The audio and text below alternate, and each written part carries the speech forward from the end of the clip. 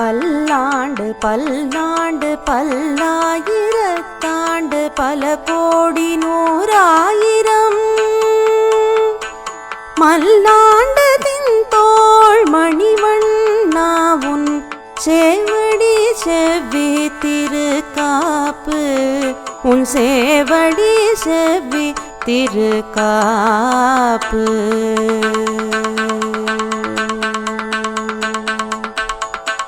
அன்பர்கள் அனைவருக்கும் வணக்கம். ஆழ்வார்கள் அனுபவித்த ஆறாம் அமுதன் அப்படிங்கிற தொடர்ல போன தொடர்ல நம்ம 17வது திவ்ய தேசமான திருக்கண்ணபுரம் பத்தி அனுபவிக்க ஆரம்பிச்சோம். அதுல நமக்கு பல விசேஷ குறிப்புகளை திரு பாலசுப்ரமணியன் அவர்கள் நமக்கு சொன்னார். மோட்சம் கொடுக்கும் கஷேத்திரம் இது, விபீஷனுக்கு நடையழகு காட்டிய கஷேத்திரம், அஷ்டாட்சர மந்திரத்தின் சொரூபமாக இங்க பெருமாள் இருக்கார், இதுக்கு கீழே வீடுன்னு பேரு, அப்புறம் பஞ்ச கிருஷ்ணாரண்ய கஷேத்திரத்துல இது ஒண்ணு அப்படின்னு, இது 74 சதுர்யுகங்களை கண்ட கஷேத்திரம் அப்படின்னு பல விசேஷ குறிப்புகளை நமக்கு சொன்னார். அந்த பெருமாளோட காரண பெயர், நீலமேக பெருமாளோட காரண பெயர், இப்படி பல விசேஷ குறிப்புகளை சொன்னார். ஆனா இதுல நம்ம இன்னும் தெரிஞ்சுக்க வேண்டிய, அனுபவிக்க வேண்டிய பல விசேஷங்கள் இன்னும் இருக்குன்றதுதான் இந்த கஷேத்திரத்தினுடைய ஒரு விசேஷமே. அத நம்மோட மறுபடியும் பகிர்ந்திருக்க நம்முடன் இணைந்திருக்கிறார் திரு பாலசுப்ரமணியன் அவர்கள். வணக்கம் பாலா சார். வணக்கம் எல்லாருக்கும். காத்துட்டு இருக்கோம், அனுபவிக்க காத்து கொண்டிருக்கிறோம். போன தொடர்ல திருக்கண்ணபுரம் பத்தி நிறைய விஷயத்த பார்த்தோம். நான் சொன்ன மாதிரி திருக்கண்ணபுரத்தை பத்தி சொல்லிட்டே போலாம். அவ்வளவு விஷயம் இருக்கு, அவ்வளவு அனுபவிக்கலாம். நம்மளால எவ்வளவு முடியுமோ அவ்வளவு அனுபவிக்கிறோம். மீதி விஷயத்த இந்த தொடர்ல முடிச்சிடலாம்னு நான் நினைக்கிறேன். நேர கதைக்கே போலாம். போன வாட்டியே சொன்னேன் நானு, முக்கியமா சௌரிராஜன் அப்படின்னு இங்க இருக்கிற உற்சவருக்கு பேரு. அவர் எப்படின்னா எல்லா இடத்துலயும் அபயஹஸ்தத்தோட தான் அங்க இருப்பா. இங்க அபயஹஸ்தத்தோட அவர் இல்லை. இங்க அவர் அந்த தான ஹஸ்தமா இருக்காராம், அதாவது வாங்குற மாதிரியா. அதுக்கு 2 அர்த்தமும் சொல்லுவா. ஒண்ணு, அங்க ஒரு கண்ணபுர நாயகியை கல்யாணம் பண்ணிட்டார், அது எப்படின்னு சொல்லிட்டு அதுவும் சொல்றாரு. இந்த வசூ ராஜாவோட பொண்ணு அது பத்மினிங்கிறவ, அவளை கல்யாணம் பண்ணிக்கிறதுக்காக அவர் அப்படி கையை காமிச்சாருன்னு. இன்னொன்னு தன்னோட பக்தர்களுக்கெல்லாம், நீ உன்னோட கஷ்டத்தெல்லாம் என்கிட்ட கொடு, நான் அதெல்லாம் தீர்த்து வைக்கிறேன் அப்படிங்கிற அர்த்தத்தையும் அவர் சொல்றாரு. இதை போல கையை இப்படி காமிச்சிட்டு இருப்பாரு. அவர் இப்படி காமிக்க மாட்டார். இது போல யூஸ்வலா அபயஹஸ்தத்துல இருப்பா பெருமாள் இங்க இருக்கிற உற்சவம். சோ இதுல சௌரிராஜ பெருமாள் பத்தி என்னன்னா, ஒரு தடவை அங்க ஒரு அர்ச்சகர் ஒருத்தர் இருந்தார்.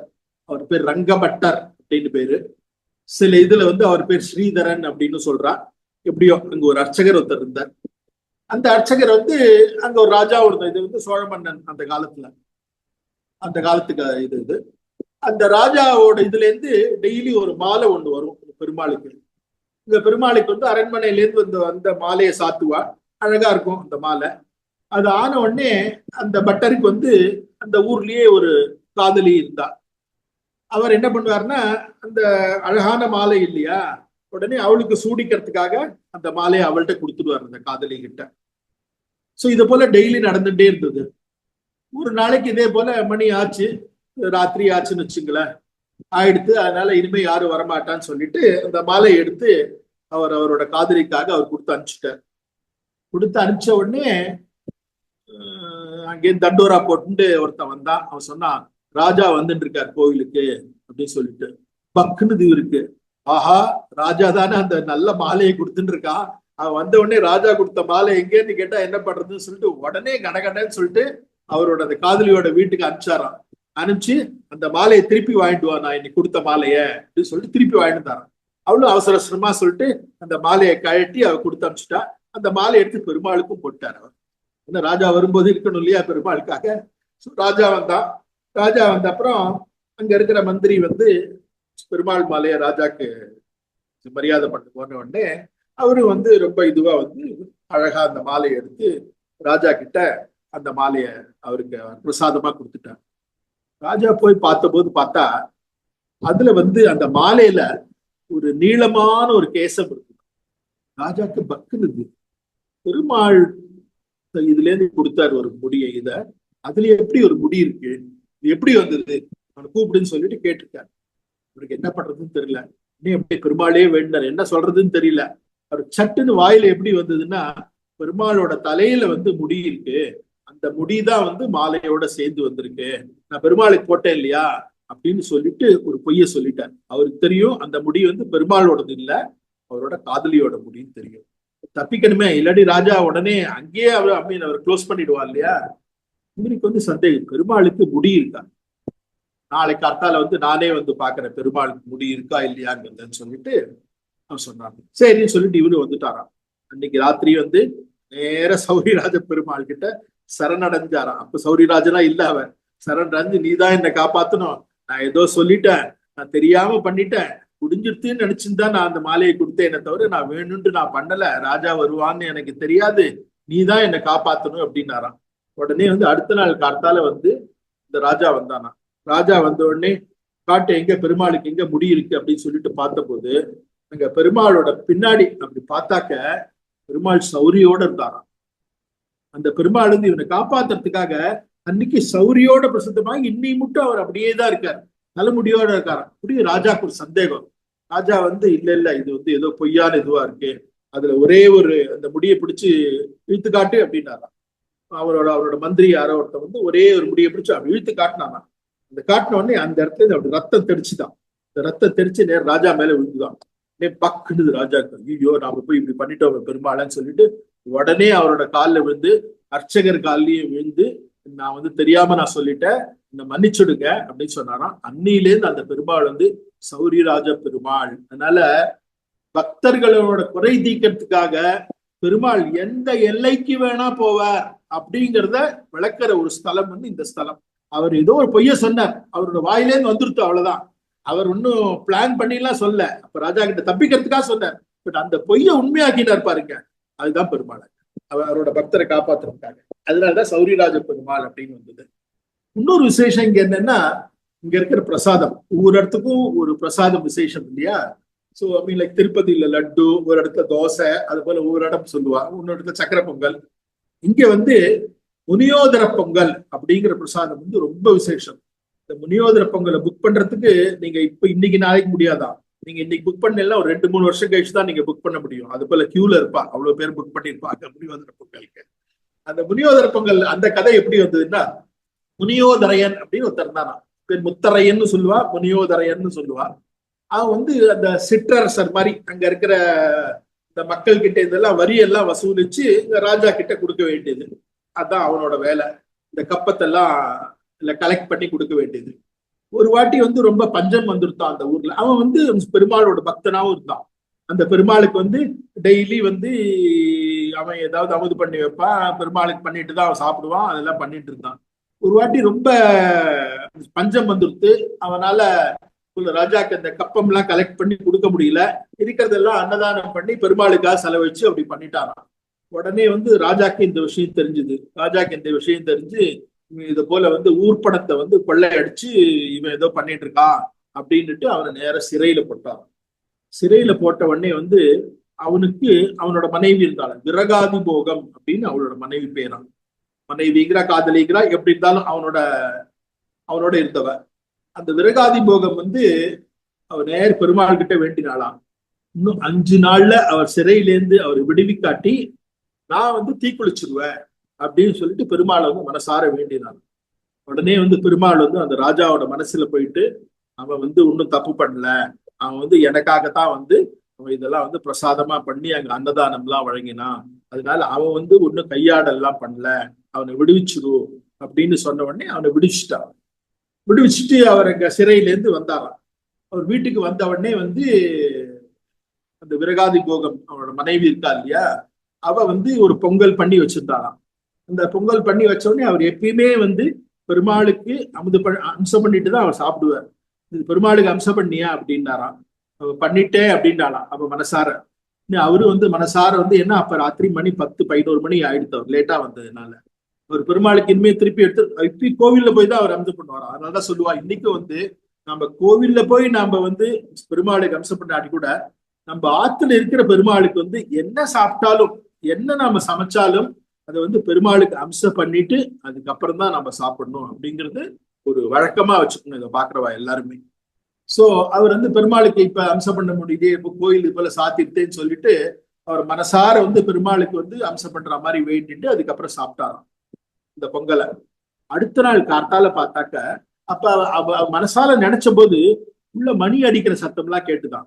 அந்த ஊர்ல இருக்கிற பட்டர் வந்து நினைச்சாரா, நாம தான் கோவில பூட்டி சாவி எடுத்துன்னு வந்தாச்சு, இப்ப வந்து நைவேத்தியம் காட்டுற போது அடிக்கிற மணி எல்லாம் இப்ப அடிக்கிறதே, கார்த்தால போய் பாத்துக்கலாம், நாம தான் பூட்டியாச்சு, சாவி நம்ம கையில தானே இருக்கு, யார் என்ன பண்ண போறோம்னு சொல்லிட்டு அடுத்த நாள் கார்த்தால போய் அந்த பட்டர் கதவை திறந்தாக்க அந்த வழியெல்லாம் அவரோட வீடு அங்க இருக்கு, சரி அங்க அக்ரஹாரத்துல இருந்து அந்த வழியெல்லாம் வந்து அப்படியே இந்த பொங்கலோட வாசனையாவே இருக்கு. இந்த இதை திறந்தாக்க, சந்நிதியை திறந்தாக்க பெருமாளோட வாயில வந்து இந்த பொங்கல் சாப்பிட்டது இருக்கு, நெய் வழிஞ்சுன்னு இருக்கு, அப்படியே வாசனை அடிக்கிறது, பொங்கல் கம கம கமன் வாசனை அடிக்கிறது. உடனே எல்லாருக்கும் தெரிஞ்சுதான், சரி அதான் இவரோட பொங்கல் தான், அதனால்தான் அந்த பொங்கல் பேர் வந்து முனியோதர பொங்கல் அப்படின்னு பேரு. இது வந்து எப்பயுமே அவர் ராத்திரி தான் வந்து படைக்கிறதுனால இன்னைக்கும் அர்த்தஜாமத் கடைசி கால பூஜம் போது இந்த முனியோதர பொங்கல் அங்க பண்ணுவா. ரொம்ப விசேஷமான வெண்பொங்கல். இந்த வெண்பொங்கல் வந்து சொல்லுவா இது போல 5க்கு 3க்கு 2 அப்படிங்கிற ஒரு ப்ரொபோர்ஷன்ல பண்ணுவாளாம். 5 பாகம் அரிசியா, 3 பாகம் வந்து தோலோட சேர்ந்த பயத்தம்பருப்பு, தோல் உரிச்ச பயத்தம்பருப்பு, தோலோட சேர்ந்த பயத்தம்பருப்பு, 2 பாகம் நெய்யா பார்த்துக்கோ. ஸோ 5, 3, 2 இதை பண்ணி இந்த ப்ரொபோர்ஷன்ல அந்த பொங்கலை பண்ணி அதை வந்து அம்சம் பண்ணுவாளா. இங்க பண்ணினாக்க அது பூஜை முடிஞ்சு அதை வெளியில விநியோகம் பண்றதுக்கு 5 நிமிஷத்துக்குள்ள ஆயிடுமா. அவ்வளவு பேர் இருப்பாளா, கியூல நிற்பாளாம் அதை வாங்கறதுக்காக. அதனால அந்த மாதிரி இது நாம எல்லாம் பண்ணா, வீட்டுல எல்லாம் பண்ணா அவ்வளவு இதுவா வராதுப்பா. இது அந்த கோவில்ல அங்க மடப்பள்ளியில பண்ணி அந்த பெருமாளுக்கு அம்சம் பண்ணி அதுக்கப்புறம் நாம சாப்பிடும் போதுதான் அதனோட டேஸ்ட் வந்து அந்த முனியோதர பொங்கல் வந்து அவ்வளவு விசேஷமான டேஸ்டா இருக்கும் அப்படின்பா. இது ஒண்ணு. இன்னொன்னு நீங்க பாத்தீங்கன்னா அந்த மதில்கள் பத்தி சொன்னேன் இல்லையா, மதில்கள் வந்து 7 மதில்கள் இருந்தது, இப்ப வந்து ஒரு மதில் தான் இருக்கு. 7 பிரகாரம் 7 மதில்கள் இருந்தது, அது திருமலராயன்பட்டினம் மட்டும் போச்சு. அந்த 7 மதில்கள்ல வந்து ஒரு வாட்டி அங்க ஒரு பட்டர் இருந்தார். இந்த பட்டர் இருக்கும்போது ஒரு எதிரி ராஜா, இந்த எதிரி ராஜா சில இதுல வந்து சோழ ராஜாம்பா, சில இதுல துலுக்க ராஜா அப்படின்னு சொல்லுவா. அவன் வந்து என்ன பண்ணானா அந்த மதில்கள்லாம் உடைச்சுட்டே வந்தானா, வெளி மதில்ல இருந்து வெளிப்பிரகாரத்துல இருந்து உடைச்சுட்டே வந்தானா. அதனாலதான் இப்ப வந்து ஒரு மதிலோட இருக்கு, திருமலராயன்பட்டினம் ஒரு 10 கிலோமீட்டர்ல இருக்கு. இல்லாட்டி இது வந்து ஆல்மோஸ்ட் கடற்கரையிலேயே இருந்துதான் இது. அது போல அந்த கடற்கரையில எதிர்க்க கடல்ல அந்த கருட பர்வதம் வந்து அமுங்கி இருக்குமா, அந்த கருட பர்வதத்தினோட மேல இருக்கிற போர்ஷன் பத்திரம் தெரியுமா இப்பயும். அது போல சொல்லுவா, அங்க மலை அங்க இருக்கு, அது ஏன் அப்படி உள்ள போச்சுங்கிறதையும் சொல்றது. சோ இது வந்து இது போல இருக்கும்போது அவர் வந்து இருந்தாரா, அவர் ஒவ்வொரு மதிலா இடிச்சுட்டே வந்தாரா. அவர் வந்து பெருமாள் கிட்ட என்னடா அது, அவர் வேண்டிகிட்டே இருந்தாராம், இந்த மாதிரி போயிட்டே இருக்க, இது என்ன பண்றது அப்படிங்கிறது போது அந்த பெருமாள் கிட்ட வேண்டிட்டு, நீ ஏதாவது பண்ண, அவன் பாடி இடிச்சுட்டே வரானே, விட்டா நேர சன்னதிக்கே வந்து இடிச்சுடுவான் போல இருக்க அப்படின்னு சொல்லிட்டு, ஒருவரை முன் போர் தொலைத்த பொன்னாழி மற்றொரு கை என்பது பொய்த்ததோ அப்படின்னு சொல்லிட்டு அரையர் இல்லையா, அரையறது அந்த தாளம் போடுற அந்த தாளம் இருக்கு இல்லையா, அவர் தாளம் போடுறது வச்சுட்டு அவர் கோவம் வந்துதான், என்ன நீ எல்லாம் கையில இதெல்லாம் வச்சுட்டு இவ்வளவு எல்லாம் சங்கு சக்கரத்தெல்லாம் வச்சுன்னு ஒண்ணும் பண்ண மாட்டேங்கிறேன்னு சொல்லிட்டு அந்த தாளத்தை வீசி எறிஞ்சார் அவர் மேலேயே, அந்த பெருமாள் மேல. பெருமாளோட புருவம் இருக்கு பாருங்க, இப்படி அந்த வலது புருவத்துக்கு மேல ஒரு வடு இருக்கும் பெருமாளுக்கு, போனா பார்க்கலாம். அங்க இந்த பெருமாளோட வலது புருவத்துக்கு மேல அங்க பட்டுதான். உடனே பெருமாள் சட்டுன்னு சுதாகரிச்சு விழுந்தாராம். இப்பதான் அவருக்கு போல வேண்டினது புரிஞ்சுது. உடனே அவர் வந்து அங்கேருந்து அம்புகளா எய்து அந்த அம்புகள்ல இருந்து அந்த ராஜாவை துரத்தினார். அதுக்கப்புறம் அந்த கடைசி மதில் வந்து அப்படியே தப்பிச்சுது அப்படின்பா. சோ அதனால இந்த தாளம் பற்று பொண்ணான இந்த நெற்றி வெடி வந்து இன்னும் கூட இருக்கு. 6 மதில் போக கடைசியில எஞ்சி இருக்கிறது இப்பத்த மதில் தான். இப்ப 7 மதில் இருக்கு அப்படின்னு சொன்னது வந்து பொய் அப்படின்னு யாரும் நினைச்சுக்குவானா, ஏன்னா அதுக்கு பேரெல்லாம் வேற ஆக்சுவலி பாசுரத்திலேயே சொல்லியிருக்கு. மேலை மோதும் மதில், வெள்ளியே இந்த மதில், வாழையுந்து மதில், அரணமைந்த மதில், நன்பொனைந்த மதில், மணிபொனைந்த மதில், கல்லிலேய்ந்த மதில்.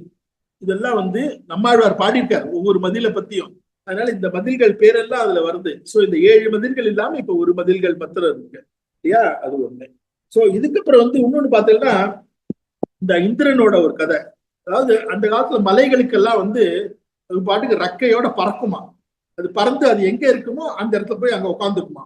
இப்படிலாம் பறந்தா அப்புறம் ஊருக்கெல்லாம் ஆபத்து இல்லையா, அதனால என்ன பண்றது, இந்திரன் என்ன பண்ணாராம், இந்திரன் வந்து அதனோட ரெக்கையெல்லாம் வெட்டிட்டான். ஒவ்வொரு மலையோட ரெக்கையை வெட்டின உடனே அந்த மலையெல்லாம் அங்கங்க உட்காந்துருத்தான். அவன்கிட்ட தப்பிச்சது ஒரே ஒரு மலை தான் கருட பர்வதம் தான். இந்த கருட பர்வதம் பத்திரம் டபக்குன்னு என்ன பண்ணித்தான், அது கடலுக்குள்ள போய் அமுங்கிட்டுதான். கடலுக்குள்ள போய் அமுங்கிட்டு அவன்கிட்ட தப்பிச்சுதான். அதனாலதான் அது கடலுக்குள்ளேயே இருக்கு. அதுக்கு மேலதான் கருட பர்வதம்ல நான் முன்னாடி நான் போன வாரம் சொன்ன அந்த கருடன் வந்து அது அந்த மலை மேலேயே உட்காந்து அவர் பெருமாளை வேண்டி அவரோட வாகனமாவும் ஆனாருங்க. அதனால கருட பங்கம் வந்து எப்படி ஆச்சு, அந்த பர்வதத்தினோட அந்த கர்வம் வந்து எப்படி அடக்கிறார் பெருமாள் அப்படிங்கிறத சொன்னோம். இதுக்கப்புறம் வந்து இன்னொரு முக்கியமான விஷயம் வந்து இங்க சித்தசரவசு அப்படி, இது வந்து ஒரு பாண்டிய மன்னனுக்கும் சோழ மன்னனுக்கும் நடந்த ஒரு இது. அது சித்தசரவசுங்கிற பாண்டிய மன்னன் வந்து மணலூரை வந்து தலைநகரா கொண்டு அவன் ஆண்டின் வந்தானா. அவனோட மகள் உத்தமை அப்படிங்கிறவளோட தாமிரபரணி ஆத்துல அவன் நீராட அவன் இறங்குற தருவாயில வந்து என்ன ஆச்சா, இங்க வந்து உத்தராயண காலத்துல வந்து எல்லா நதிகளும் வந்து இதனோட இன்னொரு அந்த கனெக்டட் கதை என்னன்னா, உத்தராயண காலத்துல எல்லா நதிகளும் வந்து பிரம்மாண்ட போய் எல்லாரும் பாவங்களை போல எங்கிட்ட கழிச்சுட்டு இருக்கா, என்ன பண்றது, எங்களோட இந்த பாவங்களை நாங்க எங்க தொலைக்கிறது அப்படிங்கிற போது அவர் சொன்னாரா, உத்தராயண காலத்துல வந்து நீங்க எல்லாரும் வந்து இந்த நித்திய புஷ்கரிணியில வந்து நீராடுங்கோ, நீராடினா உங்களோட பாவம் எல்லாம் தொலையும் அப்படின்னாராம். சோ ஒரு உத்தராயண காலத்துல என்ன ஆச்சா, இந்த எல்லா நதிகளும் வந்து அங்க சேர்ற காலத்துல இந்த பாண்டியராஜாவோட தாமிரபரணியில ஒரு பெரிய வெள்ளம் வந்து பட்டுன்னு உடனே அடங்கிட்டான். அடங்கின உடனே பார்த்தாக்க பாண்டியராஜாவை காணும். இந்த பாண்டியராஜா அவனோட பொண்ணோட இருந்தான் இல்லையா, அவனை காணும். என்னடா அப்பா எங்க போனா அப்படின்னு பார்த்தா, அவன் கடைசியில அந்த தாமிரபரணி ஆத்தத்தினோட வெள்ளத்துல வந்து இங்க நித்திய புஷ்கரிணியில வந்து அவன் விழுந்தாரான். அவன் விழுந்த உடனே அங்க சோழராஜா இருக்கா இல்லையா, அங்க சோழராஜா வந்து என்னதான் இருந்தாலும் எதிரி. அவன் சோழன் பாண்டியர்லாம் அப்பெல்லாம் ரொம்ப ஃப்ரெண்ட்ஸா எல்லாம் இல்லையா, ஒருத்தருக்கு ஒருத்தர் எதிரியா தானே இருப்பான். அப்ப கூட சோழராஜா வந்து அவனை வரவேற்று அவனை வந்து ராஜசபையில கூட்டி அவருக்கு மரியாதை கொடுத்து இதெல்லாம் பண்ணானா. பாண்டியனை எதிர்கொண்டு அழைச்சு அவரோட விருந்தினராகவே தங்கினானா. கடைசியில அந்த பாண்டியனோட மகள் உத்தமைய வந்து அந்த ராஜாவோட மன்னன் சுசாங்கன் அப்படிங்கிற அவனுக்கு கல்யாணம் பண்ணி கொடுத்ததாகவும் ஒரு வரலாறு. இந்த ரெண்டு பாண்டிய மன்னர்களுக்கும் சோழ மன்னர்களுக்கும் இங்க பெருமாள் வந்து மந்திரத்தை உபதேசிச்சார் அப்படின்னு ஒரு இது இருக்கு. அவர் திருமங்கை ஆழ்வாருக்கு மாத்திரம் இல்ல, இவா ரெண்டு பேருக்கும் வந்து, ஏன்னா அவரோட லீலை தானே, அந்த மன்னன் எங்கேன்னு இங்க வந்ததே வந்து அவரோட லீலையில தான் வந்தாரு. சோ இந்த இடம் சொன்னேன் இல்லையா, இந்த வைகாசி இந்த மாசி பௌர்ணமி அன்னைக்கு, மாசி பௌர்ணமி அன்னைக்கு இன்னொரு ஒரு விசேஷம் என்னன்னா, அவர் வந்து கடற்கரையில போயிட்டு அவர் தீர்த்தவாரிக்கு போவார். அவர் என்ன தீர்த்தவாரிக்கு போறாருன்னா, அதாவது அங்க செம்படவர் பொண்ணா இருக்கா, திருக்கண்ணபுர நாயகி இருக்கா இல்லையா, அவர் செம்படவர்களோட பொண்ணா கருதுறார். ஏன்னா மீனவர்களுக்கெல்லாம் வந்து மீன் கிடைக்கிறது கடல்ல இருந்து கிடைக்கிற மீன் வந்து அவ சாப்பிட்றா, விற்கிறா, அவளோட வாழ்வாதாரம். மகாலட்சுமி கடல்ல இருந்து தானே வந்தார். சோ அதனால அவ வந்து அவளோட பொண்ணு மாதிரி அது மகாலட்சுமி. மகாலட்சுமி வந்து இவருக்கு போல பொண்ணா கொடுத்துருக்கா இல்லையா, அதனால வந்து இவர் வந்து மாப்பிள்ளை மாதிரி. சோ அதனால ஒவ்வொரு மாசி தீர்த்த வாரிக்கும் என்னன்னா, மாசி மாசம் வந்து பெருமாள் இங்கேருந்து இதுக்கு போவார், திருமலராயன்பட்டினம் போவார். இந்த திருமலராயன்பட்டினம் வந்து கிட்டத்தட்ட எவ்வளவு 15 மைல் இருக்கு, கடல் ஓரத்துல இருக்காங்க. அங்க வந்து அந்த இடம் பேர் பட்டினச்சேரி அப்படின்னு பேரு. இந்த பட்டினச்சேரியில வந்து வெள்ள மண்டபம் அப்படின்னு ஒண்ணு கட்டியிருக்கா. அந்த இடத்துல தங்க கருட வாகனத்துல பெருமாள் ஏழுவார். இங்க இருந்து போறதுக்கு ஒரு நாள் ஆகும், அங்க ஒரு நாள் ஆகும், மொத்தமா 2.5 நாள் ஆகும் உற்சவம். அங்க நேரம் இங்க பெருமாள் அங்க போயிட்டாருன்னா அவள்கிட்ட விட்டுருவா, எல்லாமே அவதான் பண்ணிக்கிறான். அந்த மீனவர்கள் இருக்கா பாருங்க, அவ அந்த மீன் வலையெல்லாம் வச்சு சுத்தி கித்தி எல்லாம் பண்ணி அவள் பெருமாள் வந்து மாப்பிள்ள சாமியும் பாலாம். அதனால இந்த கண்ணபுர நாயகி வந்து அவளோட பொண்ணு மாதிரியும் இவர் மாப்பிள்ளையா இருக்கிறதுனால அங்க மீனவர்கள்லாம் வந்து ஒவ்வொரு மாசி பௌர்ணமிக்கும் இது நடக்கிறது. அதனால இதுவும் பார்க்க வேண்டிய ஒரு விசேஷம். அங்க வேற எங்கேயுமே இந்த மாதிரி எல்லாம் கிடையாது இந்த ஒரு இஷ்யூ. அதே போல வந்து இன்னொன்னு பார்த்தீங்கன்னா, இந்திரன் கதை சொல்லிட்டேன். காளமேக புலவர்னு ஒருத்தர் இருந்தார், உங்க எல்லாருக்கும் தெரியும். அவர் வந்து வைணவரா இருந்தவர் வந்து சைவரா மாறிட்டார். சோ அவர் ஒரு வாட்டி வந்து இந்த பெருமாள் கோவில் வழியா போனாராம். அவர் மழைக்காக ஒதுங்கினாராம். மழைக்காக ஒதுங்கின போது அந்த பெருமாள் கோவில் கதவு வந்து டப்புன்னு சாத்தின்னு இருப்பான். இவருக்கு ஏதோ தோணித்து, சரி நம்மள பெருமாளுக்கு பிடிக்கல அதனால சாத்திட்டார் கதவை, நாம வந்து சைவரா மாறிட்டதுனால அப்படின்னு இவருக்கு தோணுது. பெருமாள் அப்படி எல்லாம் நினைச்சிருக்க மாட்டார், இவருக்கு தோணித்து. உடனே வந்து அவர் வந்து ஒரு பாட்டு பாடினாராம். ஏன்னா காளமேக புலவர் வந்து அவர் எல்லாம் இது எழுதுறவர் தானே, பாட்டு எழுதுறவர் தானே.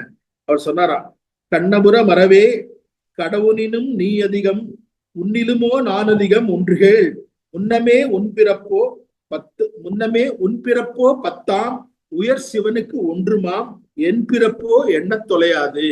உனக்கு வந்து 10வது ஆரத்துக்கு மேல நீ எடுத்திருக்க, சிவன் ஒன்னே ஒண்ணுதான், நான் அந்த ஒண்ணுங்கிறதுல கூட நான் சேர்த்தி இல்ல, எங்கிட்ட போய் நீ போல கோச்சுக்காத அப்படின்னு சொல்லிட்டு அவர் பண்ணாராம். அப்படின்னு உடனே அந்த கதவெல்லாம் திறந்துட்டுதான் அந்த கோவில்ல அவர் கோவிலுக்கு போனாராம். சோ இந்த காளமேக புலவர் பத்தி இந்த ஒரு இதை சொல்லுவா. அதுக்கப்புறம் நாம நான் சொன்ன மாதிரி நிறைய பதிகங்கள் இருக்கு, பாசுரம் இருக்கு. அதுல ஒரே ஒரு இது மாத்திரம் இந்த திருமங்கை ஆழ்வாரோட ஒரு பாசுரம், அதாவது உள்ளளவில் நின்ற நல்ல நல்லன் அப்படிங்கிற மாதிரி ஒரு பாசுரம் பெரிய திருமொழியில 8-10, அந்த எட்டாம் பத்து முழுக்க 8:1 8-10 100 பாசுரமும் திருமங்கையாழ்வார் திருக்கண்ணபுரத்தை பத்தி தான் பாடியிருக்கார். ஒவ்வொன்றும் என்ன சொல்றது, அதை சொல்றதுக்கு எனக்கு இன்னும் 2 வாரம் வேண்டி இருக்கும். அதனால நான் எல்லாத்தையும் சொல்ல அட்லீஸ்ட் ஒரே ஒரு பாசுரமாவது சொல்லலாம் அப்படின்னு சொல்லிட்டு அந்த இது பார்த்தேன்னா,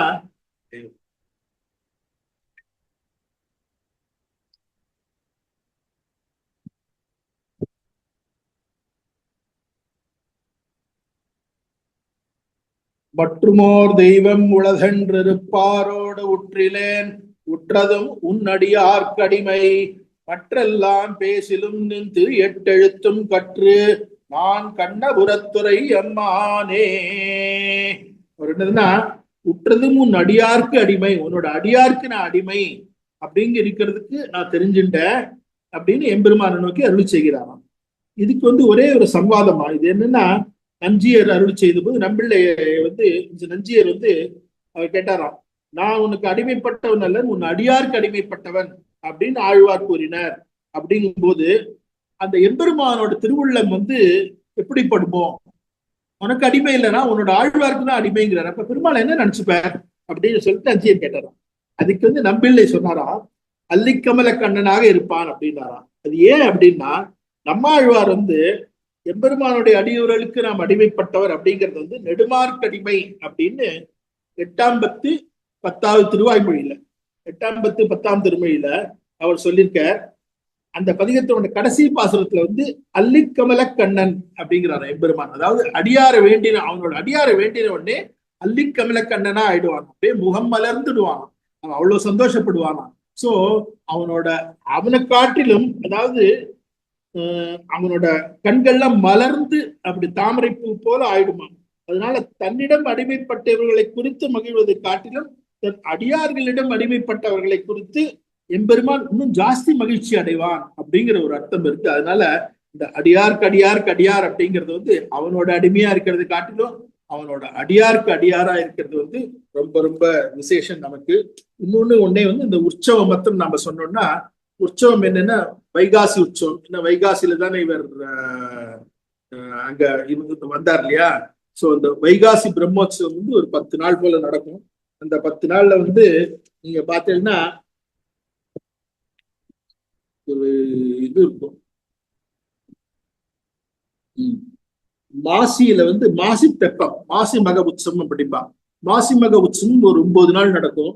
இந்த மாசி மக உற்சவத்துல தெப்பம் ராத்திரி 11 மணிக்கு ஆரம்பிக்குமா, ராத்திரி பூரா போகுமா தெப்பம். காத்தால 5:30 மணிக்கு வருவாராம். அப்ப நம்ம அவரோட கதி எல்லாமும் பார்க்கலாம், பெருமாளோட கதி எல்லாம் பார்க்கலாம். ஸோ ரொம்ப இம்பார்ட்டன்ட் உற்சவம் அது. ஸோ மாசி மகோத்சவம் ஒரு 9 நாள், வைகாசி பிரம்மோற்சவம் ஒரு 10 நாளைக்கு, மார்கழியில ஆஸ் யூஷுவல் அத்தியன உற்சவம் அது ஒரு 9 நாள் நடக்கும். இதெல்லாம் நடக்கும். இந்த புஷ்கரிணி சொன்ன மாதிரி அமாவாசைக்கு அன்னைக்கு, உத்தராயண அமாவாசை அன்னைக்கு எல்லாரும் அங்க பித்ரு பூஜை எல்லாம் செய்தா, பித்ரு தர்ப்பணம் எல்லாம் பண்ணா அங்க ரொம்ப விசேஷம் அப்படின்பா அந்த நேரத்துல. இதுல சுவாமி தவிர மூலவர் சந்நிதியிலேயே ஸ்ரீதேவி பூதேவி தவிர்த்து தண்டக மகரிஷியும் கருடனும் இருக்கார். கருடன் பக்கத்திலேயே இருக்கார். ஏன்னா அங்கதானே கருடன் அவரோட கருட பங்கம் ஆச்சு இல்லையா. சோ அவரை பக்கத்திலேயே வச்சிருக்கார். சந்தான கிருஷ்ணன் இருக்கார், சக்கரத்தாழ்வார் இருக்கார், சேனா முதலியார் சன்னதி, நர்தன கிருஷ்ணன் சன்னதி, ராமர் சன்னதி, ராமருக்கு விபீஷ்ணர் இருக்கார். அதுக்கப்புறம் ஆழ்வார்கள் சன்னதி. இன்னொரு முக்கியமான விஷயம், இந்திரன் அவன் ஒரு சாபப்பட்டான். அவன் சாபம் ஏன் பட்டான் அப்படின்னா, அந்த வாமனமூர்த்தி இருக்கார் இல்லையா, வாமனமூர்த்திங்கிறது இந்திரனுக்கு தம்பி, உபேந்திரன் அப்படிங்கிறோம். அவருக்கு பிறந்தார். அவருக்கு துவஷ்டாங்கிறது ஒரு எதிரி இருந்தானா. அந்த எதிரி ஒரு பருத்த வீரன் விஸ்வரூபன் அப்படிங்கிறவனை அவன் படைச்சு அவனை கொண்டுட்டாரான் இந்திரன். அப்ப இன்னொருத்த விருத்தாசுரன் அப்படிங்கிறவனை அவன் படைச்சாரான். இந்த விருத்தாசுரன் நிறைய வரமெல்லாம் வாங்கிட்டானான். வரமெல்லாம் வாங்கி அவனை நிலத்திலையும் கொல்ல முடியாது, கடல்லையும் கொல்ல முடியாது. ஆகாசத்தையும் கொல்ல முடியாது, கீழையும் கொல்ல முடியாது, இப்படி எல்லாம் நிறைய வரன் வாங்கிட்டு அவன் என்ன பண்ணாராம், அவனை கடற்கரையில, அதான் கடலும் இல்ல நிலமும் இல்லாம ஒரு கடற்கரையில புல்வெளியில, புல்வெளின்னா அவங்களுக்கு நிலமும் இல்லை ஆகாயம் இல்லை அப்படிங்கிற மாதிரி அதுல கடல் நுரையால அவனை கொண்டான் அந்த விருத்தாசன. இந்த விருத்தாசனை கொண்டதுல தோஷம் வந்துடுது, பிரம்மஹத்தி தோஷம் வந்துடுது. இந்த பிரம்மஹத்தி தோஷம் வந்ததுனால இங்க இந்திரன் வேண்டிட்டு, அந்த இந்திரன் ஒரு நவக்கிரக சந்நிதியை அவரே நிர்மாணிச்சார். இந்திரன் நிர்மாணிச்ச சந்நிதினே போட்டிருக்கோம் அங்க பெருமாள். அது பெஸ்ட் என்னன்னா, அந்த இந்திரன் நிர்மாணிச்ச சந்நிதி பெருமாளுக்கு எதிர்க்க இருக்கும், பெருமாளோட கண் பார்வைப்படுற மாதிரி இருக்கும். வேற எங்கேயுமே நீங்க நவக்கிரக சந்நிதி நீங்க பார்க்க முடியாது.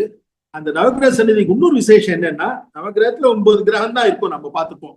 இந்த நவக்கிரகத்தை சுத்திர 12 ராசிகளும் இருப்பாராம். சோ அதுவும் ஒரு விசேஷம். இதெல்லாம் நம்மளுக்கு காண கிடைக்காத விஷயம் இது. அதனால கண்டிப்பா இதை போய் பார்க்கணும். இதை இங்க நவக்கிரக சந்நிதி பெருமாளோட கண்பட்டுட்டே இருக்கிறதுனால, பெருமாளோட பார்வையோடு இருக்கிறதுனால என்ன தோஷம், என்ன கிரக தோஷம் இருந்தாலும் யாருக்கும் அந்த இடத்துல நீங்க போனீங்கன்னா, அந்த கோயிலுக்கு போனீங்கன்னா உங்களோட எல்லா தோஷமும் விலகிடும் அப்படின்பா. இந்த மாதிரி ஒரு இது இதுக்கு மேல இன்னும் நிறைய இருக்கு. முக்கியமான விஷயத்தெல்லாம் நான் சொல்லிட்டேன். நான் எல்லாம் இன்னும் அப்கோர்ஸ் எல்லாம் பாசுரம் பத்தி தான் நிறைய இருக்கு. அந்த படித்துறை 9 படித்துறை இருக்கு. அந்த 9 படித்துறையிலையும் ஒவ்வொரு அமாவாசைக்கும் ஒவ்வொரு படித்துறை அந்த புஷ்கரிணியில நாம குளிச்சுட்டு நாம பெருமாளை வேண்டிட்டாக்க வேண்டியது கிடைக்கும். அதாவது விவாக பிராப்தி, சந்தான பிராப்தி எல்லாம் கிடைக்கும் அப்படின்பா. உத்தராயணத்துல ரொம்ப ரொம்ப விசேஷம் சொன்ன மாதிரி முனிவர்கள்லாம் தவம் இருந்துட்டு இருக்கா. ஒரு ஆஞ்சநேயர் சன்னிதி இருக்கார், இங்கே இருக்காப்புல. இங்கேயும் அந்த ஆஞ்சநேயர் ஒரு வரப்பிரசாதி. அவர் திருமங்கை ஆழ்வார் சன்னிதியும் இருக்கா. விமானத்தை சுற்றிலும் தான் மதில் இருக்குன்னு சொல்லிட்டேன். சோ நல்ல முனித்திரையன் பத்தி சொல்லிட்டேன். சோ அதனால கண்டிப்பா அந்த பக்கம் போறவ திருக்கண்ணபுரம் ஸ்தலம் நீங்க போனீங்கன்னா, சரணமாகும் தனதாள் அடைந்தார்க்கெல்லாம் மரணமானால் வைகுந்தம் கொடுக்கும் பிரான் அப்படிங்கிறதுனால கண்டிப்பாக இந்த கண்ணபிரானை போய் பார்த்துட்டு, திருக்கண்ணபுரத்துல எல்லாரும் நீலமேக பெருமானை பார்த்துட்டு எல்லாரும் முக்தி அடையறதுக்கான, மரணத்துக்கு அப்புறம் முக்தி அடையறதுக்கான வழியை தேடிக்கணும் அப்படின்னு சொல்லிட்டு அமைகிறேன். நமஸ்காரம். ரொம்ப அழகா சொன்னேன். பல கதைகளும் இந்த தடவை சொன்னேன். கருட புராணம் பத்தி, திருப்பியும் கருடமலை எப்படி அந்த தன்னோட இதை அடக்கி இது பண்ணா அப்படிங்கிறது. அப்புறம் அங்க இருக்கிற முனியோதரை பொங்கல் பிரசாதத்தை பத்தி சொன்னேன். அப்புறம் 7 மதில்கள். இது சொல்லும் பொழுது நம்மளோட தொடர் ஆழ்வார்கள் அனுபவித்த 6ஆம் அமுதன் வச்சுக்கோம் இல்லையா. ஆழ்வார்கள் பாசுரங்களை நமக்கு இன்னைக்கு இவ்வளோ தூரம் நம்ம அனுபவிக்க முடியறதுன்னா, அது ஆச்சாரியர்கள் நமக்கு பல அர்த்த விசேஷங்களோட நமக்கு காட்டி கொடுத்துருக்கிறது. ஸோ ஒரு சின்ன விஷயம் நீங்க சொன்ன மாதிரி கடைசியில ஒரு சின்ன வார்த்தை சொன்னேன். இதுல நிறைய பாசுரங்கள் ரொம்ப அழகா இருக்கும், நிறைய ஐதீகங்கள் இருக்கு இந்த கஷேத்திர பாசுரங்கள்ல.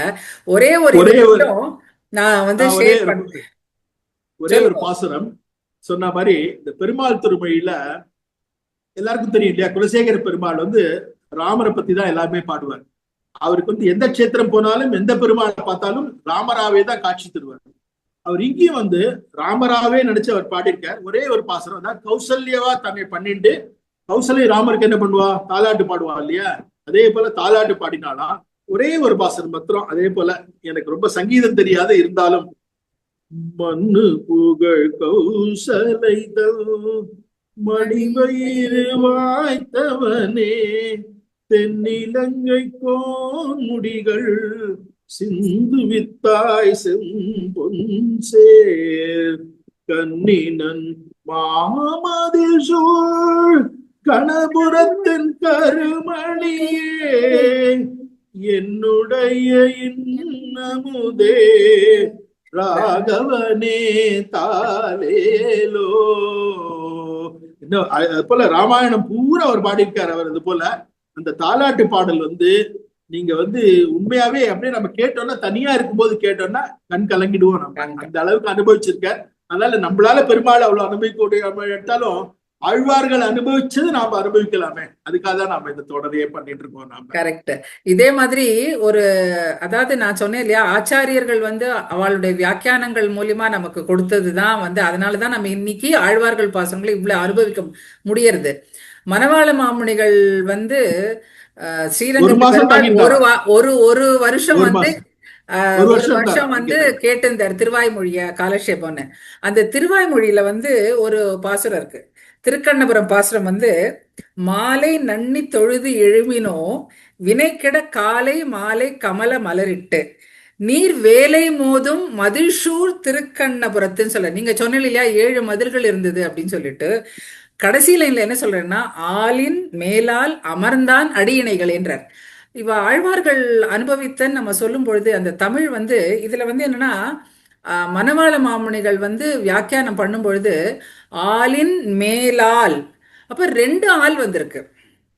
ஆலின் நிலை மேல பெருமாள் இருந்தார் பிரளய சமயத்துல, இது நமக்கு தெரியும். ஆலின் மேலில் ஆலிலை மேல் கடந்த இருந்தார்னு.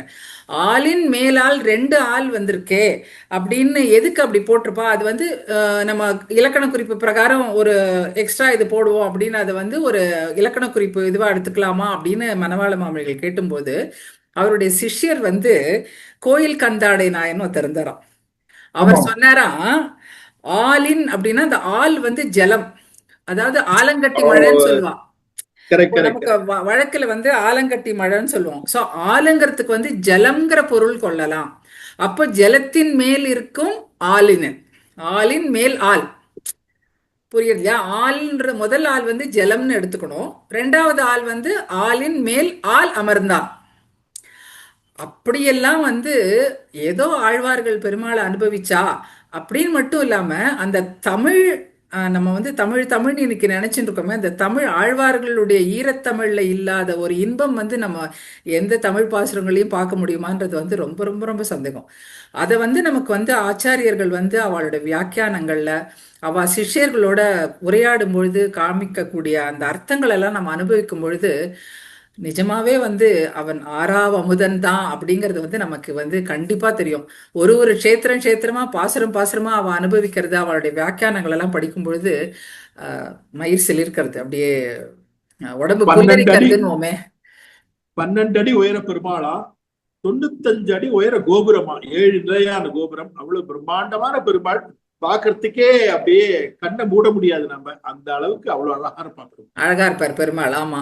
அதனால இப்படி பல அனுபவங்களை வந்து நமக்கு கொடுக்குற அந்த பெருமாளை பார்க்கும் பொழுது, இதெல்லாம் நீங்க கேட்டுட்டு அன்பர்கள் கேட்டு போகும்பொழுது கண்டிப்பா என்ன சொல்றது, இது சத்தியம் சத்தியம் அப்படின்னு சொல்ற மாதிரி இந்த பெருமாளை சேவிக்கும் பொழுது, இந்த அனுபவங்களோட சேவிக்கும் பொழுது, இந்த குறிப்புகள் எல்லாம் நம்ம மனசுல வச்சுட்டு நவகிரக சன்னதியை சேவிக்கும் பொழுதோ, பெருமாள் வந்து மும்மூர்த்திகளா காட்சி அளிக்கிறார் அப்படின்னு சேவிக்கும் பொழுதோ, இல்லைன்னா இது மோட்சம் தரு கஷேத்திரம் சேவிக்கும். அவர் வந்து விபீஷனுக்கு நடையழகு எப்படி காமிச்சார், ஒரு பக்த வச்சலனா இருந்த அவர் அந்த பட்டர் சொன்னதுக்கோசரம் வந்து தன்னுடைய கேசத்தை வளர்த்திருந்தவர் அப்படின்னு இவ்வளோ அனுபவங்களோட பெருமாளை சேவிக்கும் போது, இந்த அனுபவம் வந்து நிஜமாவே அவன் ஆறாவ அமுதன் அப்படிங்கறத வந்து நம்மளுக்கு வந்து தெள்ள தெளிவா காட்டி கொடுக்கும்ன்றது வந்து ரொம்ப சத்தியமான இது. அதனால இந்த ஆழ்வார்கள் அனுபவித்த ஆறாவ அமுதன்ல இந்த கஷேத்திரத்துல இந்த ஆறாவ அமுதன் நீலமேக பெருமாள் கண்ணபுர நாயகின்ற திருநாமங்களோட நமக்கு அருள்பாலிக்கக்கூடிய இந்த பெருமாளை சேவிச்சு நம்ம எல்லாரும் வந்து நம்மளுடைய உஜ்ஜீவனத்துக்கு, நம்மளுடைய உய்ய ஒரே வழி அப்படிங்கிற மாதிரி பெருமாளோட திருவடிகளை வந்து சரணமடைஞ்சு இந்த அனுபவத்தை நம்ம அனுபவிக்கணும்னு கேட்டுக்கிறேன். அடுத்த நிகழ்ச்சியில அடுத்த திவ்ய தேசத்துல மீண்டும் நம்ம நேயர்களை அன்பர்களை சந்திப்போம். வணக்கம் பாலாசர். வணக்கம்.